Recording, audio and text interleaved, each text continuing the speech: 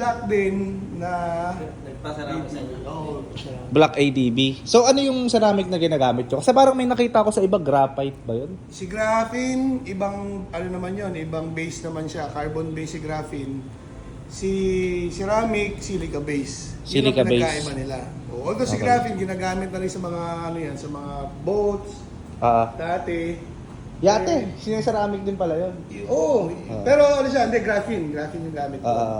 So nakita nila yung properties ni graphene, same na pinapakita ni ceramic coating. So sabi, gamitin nga natin sa kotse. So, parang ganun ang naisip nila. Okay. Kasi parehas ng properties pinapakita eh. So hydrophobic din, tapos may UV protection din siya, glossy din.